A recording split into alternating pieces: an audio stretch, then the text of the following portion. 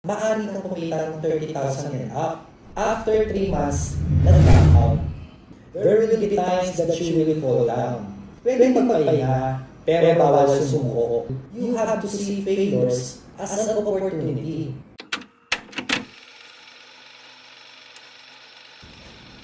My name is Michael John Bacani, but you can call me MJ na lang, no, para hindi masyadong mahaba. So, one of the sales manager of Greatland, and 7 years na ako sa industry na ito.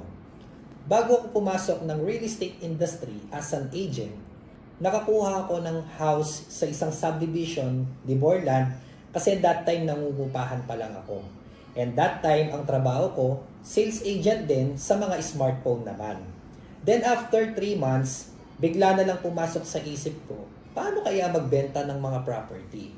So syempre, no, wala talaga akong idea kung paano ba ang maging isang sales agent sa mga property. So sabi ko sa sarili ko, bakit hindi ko subukan magtanong? Then nag-attend ako ng seminar. Yung willingness ko talaga nandun eh.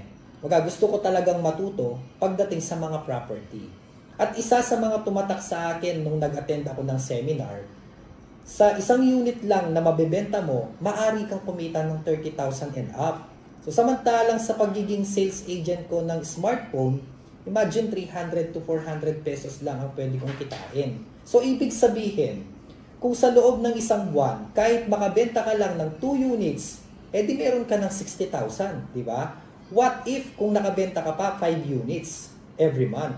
Kaya yun, no, nakitaan ko talaga ng magandang potential ang real estate industry. Sobrang saya ko nung nakuha ko na yung first sales ko sa pagiging agent ko. Kung ano yung naramdaman ko nung bumili ako ng property, ganun din ang naramdaman ko nung nagkaroon ako ng first sales. And ang sarap talaga sa feeling na naging part ka ng kanilang journey na magkaroon sila ng sariling bahay at lupa. Pero alam nyo ba, yung first sales ko na yun, after 3 months, nag-back out. Di ba? Ang sakit. Pero ganun talaga kasi kapag nasa ganitong industry ka, yung failures, rejections, challenges, magiging umagat tanghalian at apunan mo na yan. So sabi nga, no, there will be times that you will fall down. There will be times when you're not gonna feel good. There will be times you will feel like you want to give up. Pwedeng magpahinga, pero bawal sumuko. Ang sabi nga dun sa The Law of the Summit, no, for you to be truly successful, you have to see failures as an opportunity.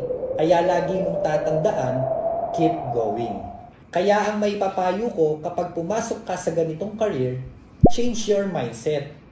Thoughts are very powerful. Sabi nga ni Albert Einstein, no, imagination is everything. It's the preview of life's coming attractions. At ang mga goal mo na yan, ang magiging pundasyon mo para hindi ka sumuko sa buhay. Especially kung yung mga pangarap mo na yan is para sa pamilya mo. Maraming salamat.